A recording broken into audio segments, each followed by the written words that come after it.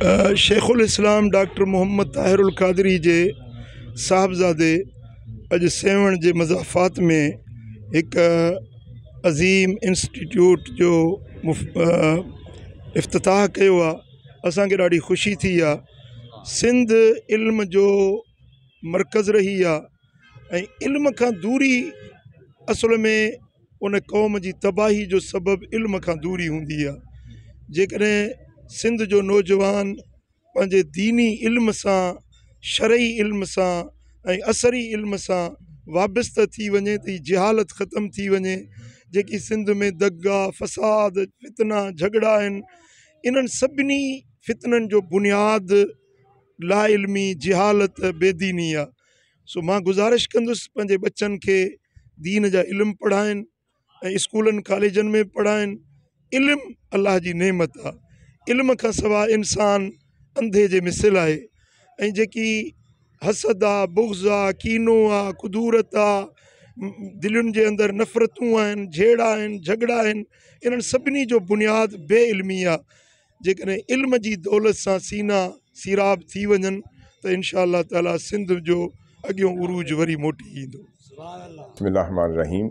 मेरा एक पुराना ख्वाब था और बड़ी ख्वाहिश थी एक अरसे से कि मैं हज़रत लाल शहबाज कलंदर रहमतुल्लाह अलैह की बारगाह में हाज़िर हूँ और आज वो हाज़िरी का शर्फ़ नसीब हुआ।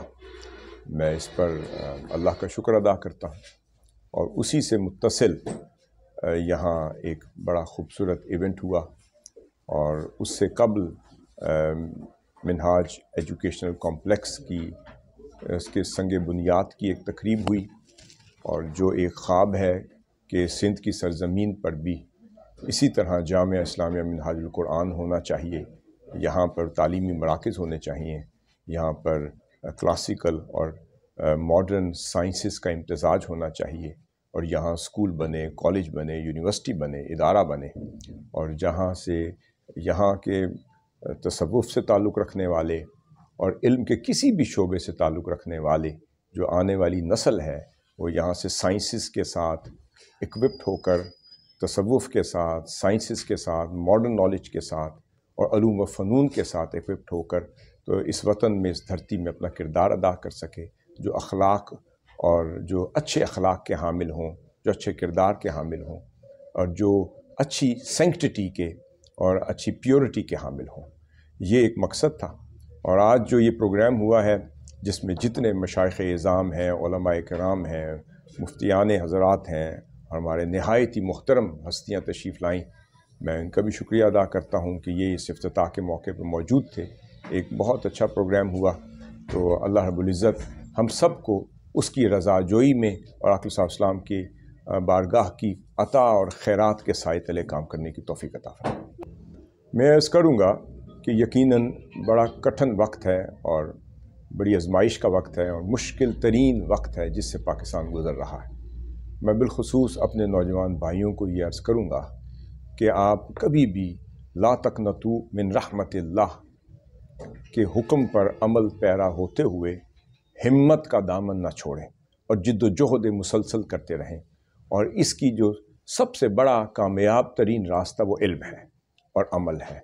जब तक इल्म हासिल करते रहें और अपने हासिल करदा इल्म पे अमल करते रहें और दोनों को मिला के चलें तो इंशाअल्लाह ताला कामयाबी आपके रास्ते में काम इंतज़ार कर रही है और कामयाबी इंशाअल्लाह आपका मुस्तक़बिल है। आपको मंजिल मिलेगी मगर मंजिल जिद्दोजहद मुसलसल, अमल, तकवा, किरदार और अखलाक के इम्तिज़ाज के साथ ज़रूर मिलेगी इंशाअल्लाह ताला। ये मुल्क जो है ये एक मकसद के लिए हासिल हुआ है। अगर बुरा वक्त आ गया है हिम्मत ना हारें मगर अपने आप को हर मैदान के लिए तैयार करें, हर टेक्नोलॉजी के लिए तैयार करें और हर टेक्नोलॉजी एडवांसमेंट के साथ इक्विप्ड करें और दीन और दुनिया को साथ लेके चलें और उसी तर्ज पर चलें जैसे हुज़ूर शेखुल इस्लाम मदज़िलुल आली ने इस उम्मत को रास्ता दिखाया है जदीद और कदीम के इम्तिज़ाज की शक्ल में। यही आज हमारी उम्मत और नौजवानों को फ्यूचर के लिए बचा सकता है। मैं अल्लाह का शुक्र अदा करता हूँ कि उसने तौफ़ीक दी।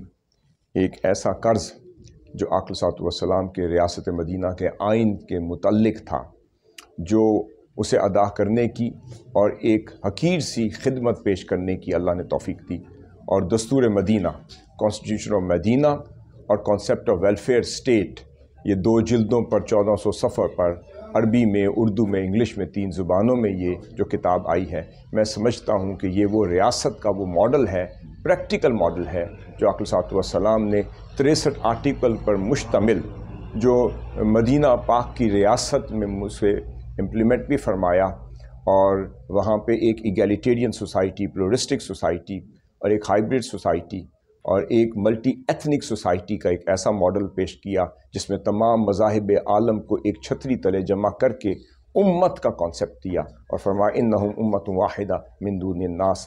آج اس وحدت کی لڑی میں ہم پروئے جائیں اور اس نظام کو امپلیمنٹ کریں، اور میں نے ایک ایک آرٹیکل سے سسٹم ڈیرائیو کیے ہیں، rule of law, supremacy of parliament, devolution of power, judicial review, یہ سارا نظام آقا صلی اللہ علیہ وسلم نے اکنامک ماڈل عطا کیا، پولیٹیکل ماڈل عطا کیا، گورننس کا ماڈل عطا کیا، آپ نے ڈیفنس کا ماڈل عطا کیا، علاقات خارجہ اور داخلہ کا ماڈل عطا کیا۔ اگر آج ہم پاکستان کو اس گرداب سے نکالنا چاہتے ہیں تو یہ اس کا سولوشن ہے، یہ ریاست مدینہ کا یہ آئین اور یہ اس کی جو پوری کتاب ہے یہ پورا حل ہے۔ آج اگر ہم اپنی پاکستان میں اور عالم عرب میں اور اپنی ریاستوں میں امپلیمنٹ کرنا چاہیں تو من و عن اس میں سے کئی شقیں ایسی ہیں جو 100% امپلیمنٹ ہو سکتی ہیں، جن کا تعلق ہیومن رائٹس کے ساتھ ہے، بیسک رائٹس کے ساتھ ہے، پولیٹیکل رائٹس کے ساتھ ہے، اور اکنامک رائٹس کے ساتھ ہے، اور اللہ رب العزت ہمیں اس قابل بنائے کہ ہم اسے امپلیمنٹ کر سکیں اور یہ شعور بیدار کر سکیں، اور جہاں تک اس کو پہنچنا چاہیں اسے پہنچا سکیں۔